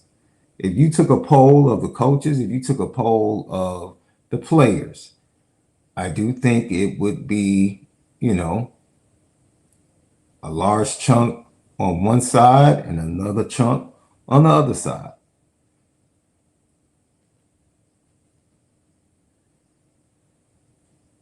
I'll just leave it at that. I'll leave it at that. I think perception can be reality, because the more vocal guy, which Coach Gino obviously said was CJ, can appear a certain way on the practice field, can appear a certain way even to those within the program. He can appear like the leader, like the guy, because of his personality. But when you really get down to the nuts and bolts of it, is he the guy? Because I don't care if you're loud or quiet. Can you win games? Andrew Luck was a very quiet leader. But doggone it, if he didn't win games. So Trevor Lawrence was quiet. He won games. Tua was a quiet leader. He won games. Then you have guys like Cam Newton, Johnny Manziel, Joe Burrow, vocal leaders, win games. So it comes down to who's going to show that they can win games in big moments and make those special plays without turning the ball over. And once again, for those of us that are taking big picture views from one practice, that's why I left that. I mean, I know you're Leftradamus. Your record is pretty impeccable on this podcast with your predictions. But I'm going to I'm going to withhold any predictions at this time. But they're literally telling you, they're like, listen, none of them is head and shoulders above the other. And if I'm Marcus Freeman, I'm hoping throughout the body of camp, like Gino Guidugli says, that one somehow gets to a confident, a distinguishable place where it's clear cut. Because they're both similarly talented. They both are liked for different things. It's just one of those things. You got two guys that can do it. This is about a choice. This is why I say they're going to play it out until it becomes to the point where they have to just choose a starter for the next week, because it's a either or. It's not better or worse. So when it's either or, what is Marcus Freeman and Gino Guidugli going to pick? Because they just keep telling you one's better here, one's good here. They're both, no one's better. But you see, that's the issue. To say that today, when I rock with Marcus Freeman. Saying it today is fine. But I don't think Marcus Freeman said these guys are going to decide who the quarterback is. You don't know. Somebody could have back-to-back bad days. That's the race. If either one of these quarterbacks has back-to-back bad days, that's the race. But unfortunately, that's not a good way of doing it. Only because neither one of them has played in a real game. But unfortunately, in a camp setting, if you're all going, it takes is the smallest thing. Right. That's what I'm saying. And that smallest thing, I don't think CJ is going to take in camp because it's going to be at the end of the day. Well, they're both good in different ways. So it's a choice. If we're going with Kenny or if we're going with CJ, either one of them, we have to be able to put in that position to succeed for the team, because then it becomes about strategy to win the game, which is not relying on the quarterback doing everything. Either one, Kenny and CJ, DENBROCK's not going to the game plan being like, oh, we have to throw for 400 to win this game. Absolutely not. He's like, dude, we got running backs, we got screens, we got tight ends, we don't have to press them to do anything. So this is just about who can maintain. Now, to say, oh, in camp they had 2 bad days and that's why, I just think that's devastating to the point where they're only making that distinction because they have to choose somebody instead of just making the choice based on it just being, we're just going to go with this guy because that's what we want to choose. When you say things like, oh, you had 2 bad days, it's subjective because at the end of the day, their talents aren't one overshadowing the other. So it's like you're just robbing Peter to pay Paul. Like, you're just saying this is bad just to say, okay, this is why we picked him. No, they're both equally good. This isn't Trevor Lawrence and Kelly Bryant where you're like, Trevor Lawrence is just a matter of time. It's just a matter. This one is like, well, who do you want, Deshaun or Trevor? Who do you want to play with? They're both on the team at the same time, unfortunately. Who you going to go with? Because talent-wise, I wouldn't say either one is that much better than the other. This is my point. I don't give a darn who's more talented. I want the better quarterback. That's the competition. This is a moment, this pressure cooker, we're going to see who handles this the best. We're going to see. The issue for me is, will there be transparency and honesty in the evaluation of what's taking place? You can't sit here and tell me this dude has been consistent and this dude had 2 bad days and not say, well, that doesn't play into the overall decision. It absolutely plays into the overall decision. No, it will. I think they're going to use those metrics to determine who they think is quote unquote ready at that moment to go. But I don't think that strategy is going to prove true through the first 3 or 4 games, because we know for a fact either one that starts, that second game is going to be struggle. So it's like, well, they're going to, I'm not going to say struggle where they just so bad, but they're going to have to. You will be on film for the first time. Right. That's what I'm saying. They're going to be learning on the fly.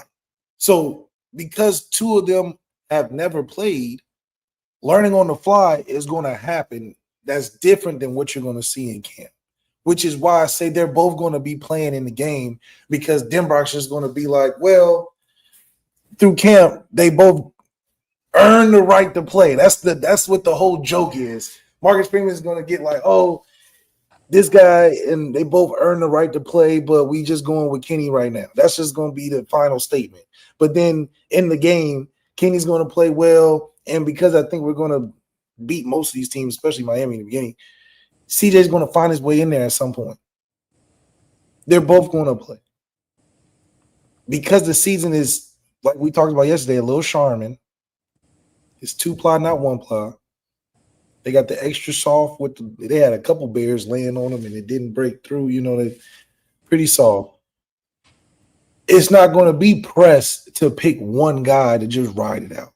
That's why I think Marcus Freeman is playing it like, well, we're going to be so good, they're both going to get in. So it doesn't really matter who's going to start. We're just going to hype this, who's going to lead the tunnel, essentially.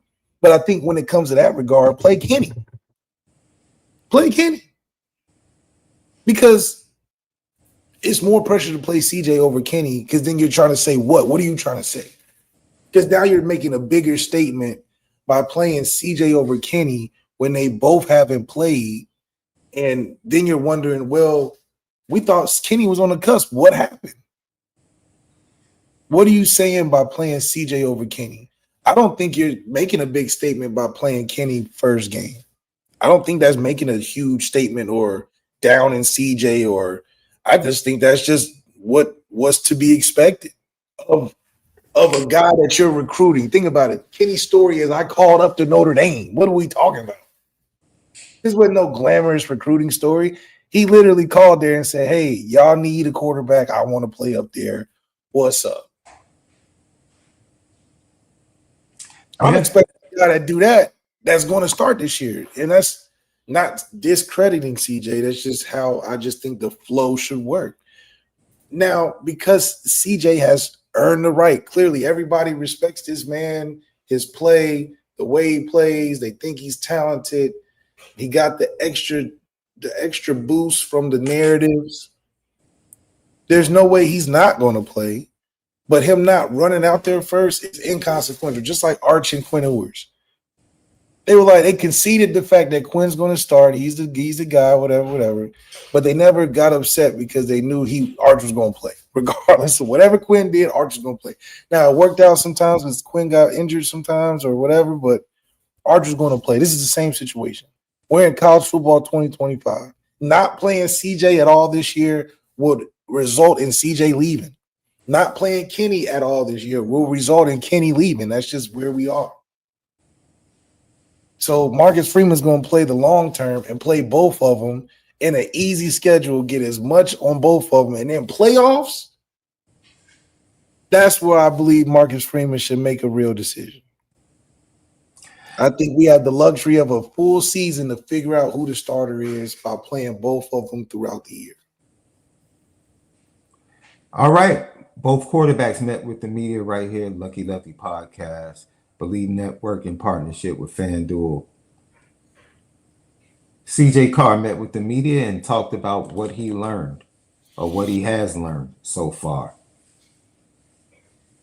I think the biggest thing I've learned from Sam and Riley, especially, I was around him a lot more than I was Sam, is just the way he carries himself, the way he leads, the way he treats his teammates is second to none. I haven't been around too many people that are just that invested in the team, and so I kind of hope to continue to take that into this next season. What's kind of been the most challenging part of this entire process for you? As in just kind ball? of the quarterback battle, yeah. Yeah. I think it's every day continuing to try and focus on it's you versus you. It's not me versus Kenny versus me. Just kind of trying to get better every day and not focus on the things you can't control. How do you feel about a two-quarterback setup? That's not really up to me. It's whatever the coaches come to think is the best way for the team to win. CJ, what are your strengths as you see them right now, and where are you trying to grow?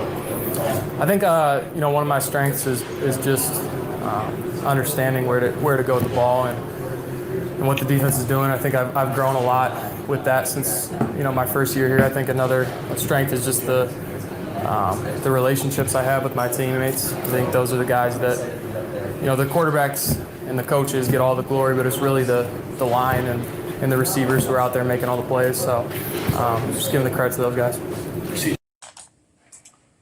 White Sox up 1-0, just so you know. I told you, I'll take him for upset. CJ Carr is very smart. Is very smart because CJ Carr understands where he's at. He understands and he reads the press clippings. It's my personal opinion, my beliefs. He knows that technically he's been told all his life, oh, you got all the mechanics to get it done. He never highlights that. He highlights what I told you when I very first talked about it. CJ's biggest strength is his ability to use the better players around. I said I never worried about CJ coming to Notre Dame because Notre Dame is going to attract great talent. He knows how to use talent to his best ability. That's what makes him look better. CJ's biggest strength and what he harps on is all intangibles, all respect, all giving kudos to his teammates, because what's the biggest thing people say about CJ is that they like playing with the kid. What do you do in recruiting? He's recruiting all his teammates. That's his greatest strength. Recruiting really good talent to play with, because that makes him look better. Not that he is not good individually, but he knows where his ceiling is. He's got all the mechanics. He's got all the technical ability. He looks good. He's prototypical. So he never speaks to it. He only speaks to being a good teammate, because he knows that being a good teammate is going to make him be undisputed. It's an undisputed, favorable, likable guy on the team. So it puts Kenny at a space where it's like, dang, they're going to ask me about, I'm going to be talking about my skills. I'm going to be talking about how I can run and do this and that. He just keeps boosting the teammates, so it's just a likable. It's like he's very CJ smart because he knows. CJ know he ain't got to do too much. He's like, look, I'm going to do what I'm good at. They're going to boost me anyway. I'm going to just be loving on my teammates, because that support is just going to put me in that spot where, shoot, I can be dishing it out. I mean, he's going to have a great career at Notre Dame. His biggest evaluation is what can he do in the playoffs? Can he play? Can he beat the Georgias and the Ohio States? And because he's going to do everything. The Syracuses and the Virginias, he's going to come on. He might have 400 yards with Cam Robinson and all those boys, you know. Yeah, well, he also was asked about how he's gotten better. And I thought his answer here, I thought it was a really good answer. I love it. Man, he is well trained when it comes to the media. Well trained. How have you improved, CJ Carr? What's better about your game? This is what he had to say, Lefty. I just think just wanting to be great and wanting to win here and wanting to win this battle and then beat Miami is you know, the main things that drive me. CJ, let's talk about that battle mentally. Last year you were learning, now you're back in the starter mentality. What are you bringing from that starting mentality? What have you learned here that will help you in your mental process? Yeah, I don't think the mentality has changed at all. I think it's more of continuing to learn. Like, yes, last year I was a learner, I guess you could say, and this year I kind of want to be the same thing and just continue to get better every day and come in here with high energy, and just continue to work on my craft. And what part of your game has improved the most? I'd say, like I said before, just the understanding where to put the ball and then continuing to work situationally. What do we want to do with the football? We're doing a lot of 2-minute drills out there, and I think those have been really helpful with just, you know, what's the situation? What's the down and distance? Do we need 7? Do we need 3? What's the time? How many timeouts do we have? You know, situationally.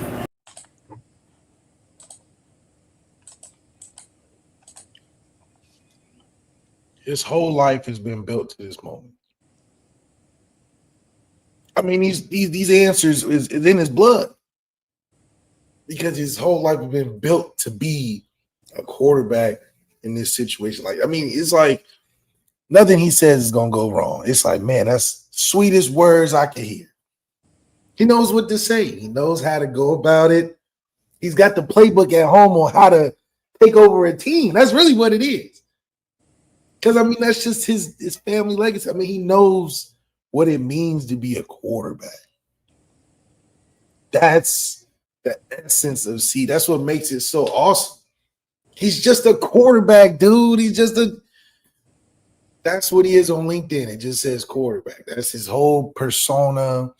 He's going to say the right things. He's everything that all the motivational things talk about the quarterback. He's doing all of that. It's just, so that's going to be hard to beat from a perception standpoint. Like, how can you not love this kid? So mature, great answers that, somebody done told you that, but you done heard it a couple of times. But that's just like the kids that have 2 doctors as parents. They just know the jargon. They just, I know about the scalpel and all that, the hypothalamus and all. They just know the stuff because their parents are doctors. It's just like, Now the kid that ain't come from that done had to work hard and be the first gen, and it's just you don't know what you don't know. CJ is almost have been there before without being there. He knows the steps of where to take it and how to do, and that's a powerful thing. When you know where you're going and how to do it, and you've seen it and heard how to, it's a powerful thing because it's like you know the answers. Kenny's like, shoot, I got talent, man. Like, let me just go out here and do my thing. Like, what? So different philosophies, but it's hard to ever say anything critical of CJ until you look at the tape. You can only really evaluate because he's gonna say all the right things, do all the right things. He's gonna be likable. He's gonna answer all the questions politically, which is great. That's Notre Dame's face, future face. Like, that's what you want. So it's just got what you're looking for with this guy. So that's CJ Carr, Lucky Lefty podcast, and his comments with the media. Now we go to his competitor in this quarterback competition. And I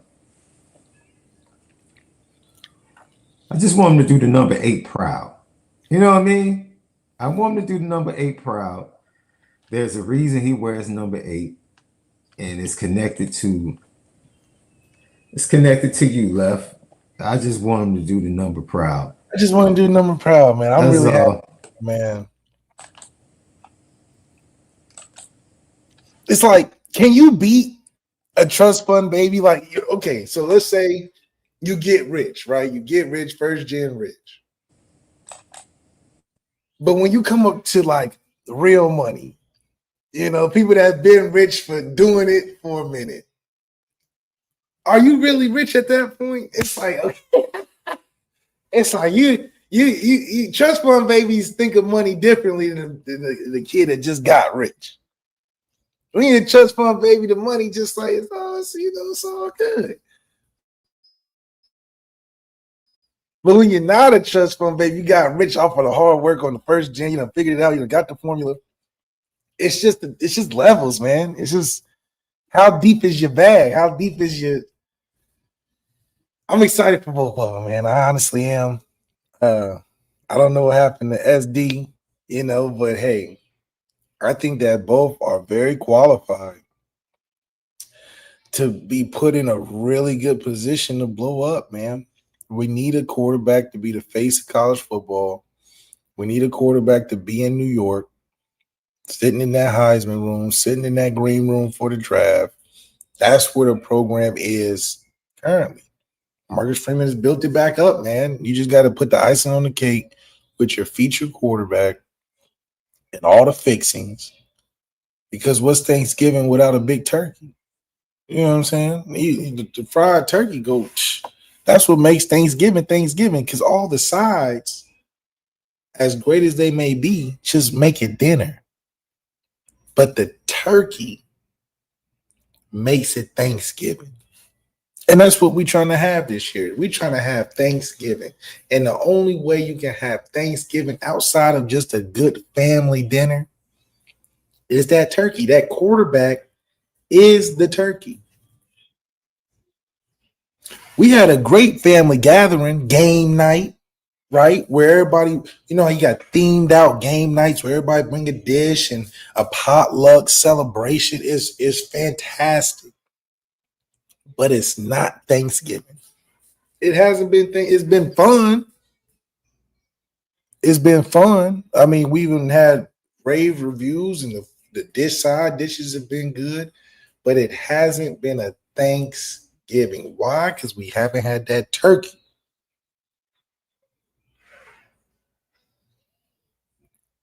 But I think that's what we can get to.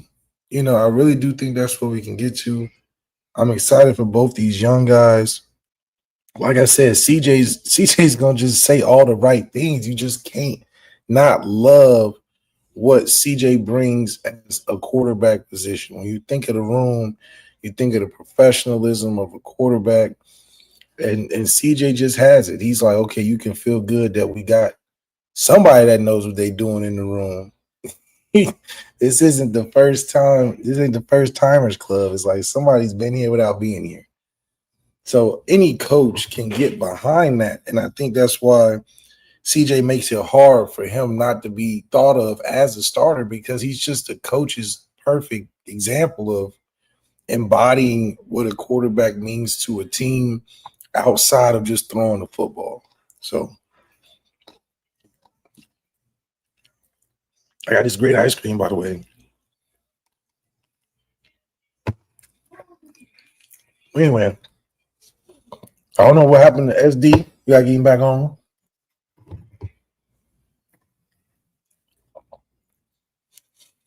But more importantly, I would love to see that 8 just be treated great. I think Kenny is put the work in. I think he's really given the process a true effort. He didn't quit. He didn't take a wrong turn necessarily. He actually waited his turn, but also developed in that moment where I think he's ready for this moment. And I think that even though it may not be shown thoroughly through practice every day, but I think his development will produce a bigger product as he's learning on the fly in real games. So that's why I think the difference truly lies between the two, is that you'll just get more out of the orange as an individual player with Kenny than CJ, both going through the same learning as they go experience. Because I think CJ's really good, but I just think at CJ's max best, let's say it's a 95, everything goes right, he's on fire, his max product is a 95. I just believe personally that Kenny's best max, it's like a 97. Like that two little difference can mean a lot in the game. And I think that Kenny has that mysticism, that extra gear, that tricks under his sleeve, so to speak, last hurrah play that he can give in a game that could be that edge that we need in a national championship situation, or have you speak. But I do believe CJ is very capable of taking his team as far as he wants to go. I just envision his biggest critique being in the biggest games of his career, what was his product and production like? So, but I think, like I said, Kenny's best max, best day ever, let's just say it's a 97. And I think CJ on his best max day ever is a 95. So that's all great. But I think that 2% that Kenny has over CJ will be a difference in a game in which we needed it, right? That's just extra. All right. Before we get out of here, let's get to Kenny Minchey. You were just talking about him, and tough first day, up and down, and he was talking about his strengths.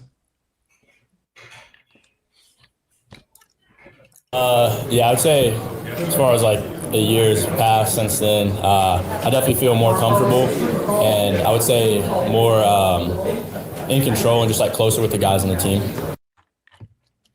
And then from the outside, you kind of touched on it. It looks like you guys have healthy relationships within the room. What kind of allows for you guys to have that? I would say just like, I mean, you kind of see it, Notre Dame as a whole, like everyone in the locker room is close-knit. Notre Dame only recruits the kind of guys that can come here. So I feel like just like with the coaches bringing the right guys in, it's easy to click with them. I mean, we're all friends with each other. It's like no harm, no foul. We're just, boys just kind of growing up together. What do you feel your individual strengths are in the quarterback position?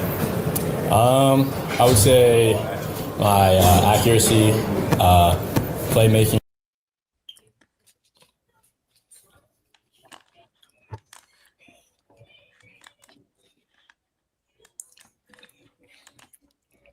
All right.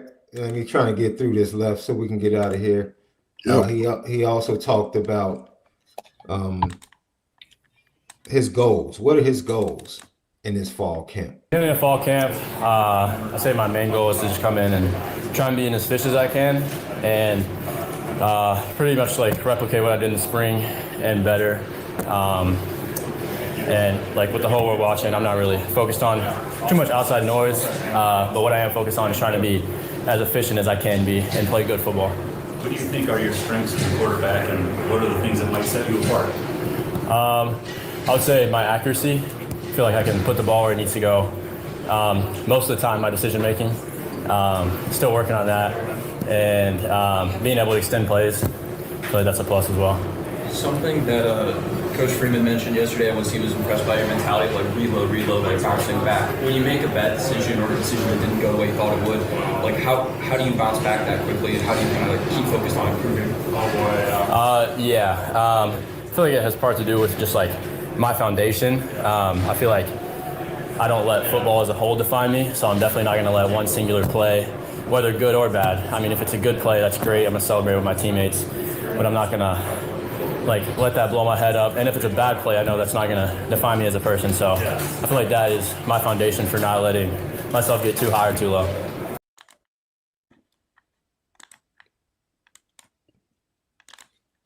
Yeah, I mean, he's clearly ready for the moment. He knows the ups and downs of the position where he can kind of stay even keel as a mentality. And he's just eager. Yeah, reload. I've been sitting 2 years. I need to get that play again. I need to get that muscle memory in. Easy way to steal an extra couple reps. Very smart, very smart. So, like I said, it's about comfortability, and both these guys have talked about it. How comfortable can you get with the offense? And that only comes through having the reps that they are taking more than they were last year.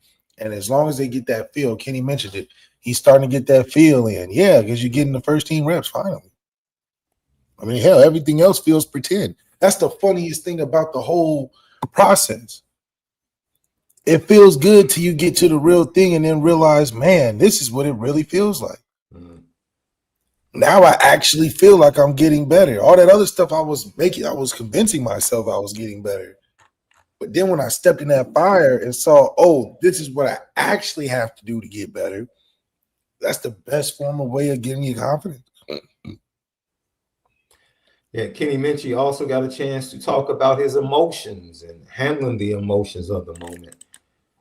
This is what he had to say. Pretty interesting stuff. Yeah, I'd say it's definitely a little bit easier. Just from the past 2 years, having like 2 transfer quarterbacks come in, where there's a little bit quarterback situation in like as far as leading.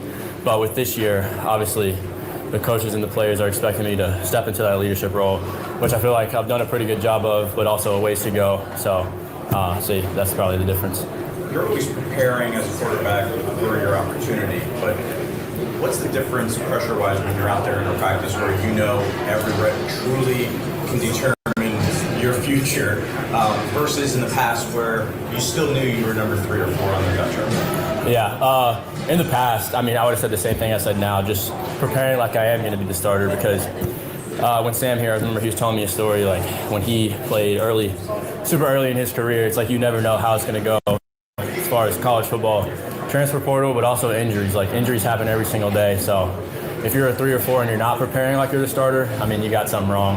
Okay. But with now, I mean, with this like quarterback competition or whatever, I feel like I treated the exact same. I'm still trying to go out and make the best of every play, not try to do too much, and just try and play my game. So, Is there an uptick in emotion or pressure that you have to try to, properly tone down to be able to do that? I would say no, because I just feel like I've been preparing for this my entire life. So if I were to get nervous now, I mean,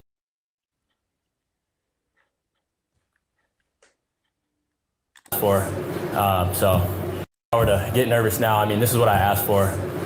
So can't get too mad about what's on my plate. This is what why they trying to try my dog Kenny like he ain't ready or something? What kind of questions is these? Like he ain't. What's your emotions? Like, what you mean emotions? What are they trying to imply? They trying to try your dog. They trying to try him a little bit. I'm like, what's up with these questions? What they trying to say? They acting like he coming into something he ain't ready for. And I don't think that's the case. I think he's very ready for it. He's probably more, if anything, look more pissed off that he took this long to get there. He looked real comfortable. Like your boy in Chicago. What'd he say? Your boy in Chicago say? He said, man, I was mad. They ain't had me starting earlier. Man, Spencer, who? I was walking in day one. Lincoln Riley tried this. I had to wait. You know, that's how Kenny probably feeling. He should have played me earlier. But I'm reading body language. I'm gonna be honest. I'm reading his body language. He looked like he had a pretty good day. He had a good sweat to him.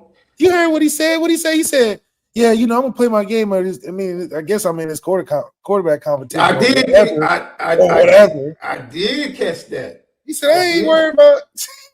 I did catch that. Okay, Left. I wasn't the only one that heard that. I didn't want to play too much into it. It's like he had to mention it because they talking about it, but he ain't thinking about it. I tell you that. He said, yeah, I'm in this quarterback competition or whatever. Like, I mean, that's what y'all call it. I'm over here focusing on my game, and that's what I like to hear, you know, because he's just sitting at a place. I'm sure he's sitting at a place where he's like, this kid just got here. He don't know what it's like to go through sitting through these transfers, getting dismissed, disrespected, and this is all stuff he telling himself in his mind, you know. This is just the process of it, but he's like, this is my time to shine. He said, I got accuracy, I got what you need. He said, I don't have to do too much, which tells me he understands where he's at. His feet are on land. He's in the present moment. He's like, look, I ain't got to be a superstar because did you see what we got? I like his mentality already. So, like I said, both guys, it's just about what do you see the vision as? Because either way, you cannot lose. They're both going to be unique journeys, but different. I don't think they can coexist. It's just like a fork in the road. Do you go to the left path or the right path? I don't think there's a down the middle, even though they're going to try to play it that way. Because they're two totally different guys taking a step back. It's just like, do you want the next Brady Quinn route? Or do you want this package over here that the right things fall in place? You might land yourself somewhere you haven't been since 88. Yeah. Super chat from my guy Truman DeMille. As we get out of here, Left, there's something about Minchey DNA, that straight junkyard dog. He's ready to be a young lion. Thank you. Think about it. He went through the process of disrespect. Marcus Freeman sitting there talking about, yeah, we're going to bring a guy in. I'm like, dang, the season ain't even over yet. He ain't even got to see me in bowl practice. Yeah. Kenny's ready. Marcus Freeman going to have to understand. Lucky Lefty podcast. Practice tomorrow. I'm still trying to figure out if I'm going to get up and make the drive. Not for no 4 periods. You're going to see stretch, tempo, team water down. If not, I'll be back twice next week for both practices, but I'm still thinking about it. I'm keeping it a buck. I'm being about as honest and transparent as I can. Send that drone out there. You know what I mean? Send the drone. You know, that's 3.5 hours of my day for four periods. 4 periods? Right? Son, don't fool yourself, because you know Marcus Freeman ain't gonna slide you the good deal down. He ain't gonna let you hang around a couple more periods because it's all camp. You gotta take it serious. In the spring, yeah, I'll take the trip. They let you hang out. You might get to call a couple plays or something. Now they're gonna be like 4 rounds. Matter of fact, get off the campus. Y'all can't even be on the get off the property. It's done. It's hey, for Left SD2 mics, White Sox up 2-0 for you, bro. Right here, Lucky Lefty podcast. As always, have a great weekend. Continue to make sure you spend it different.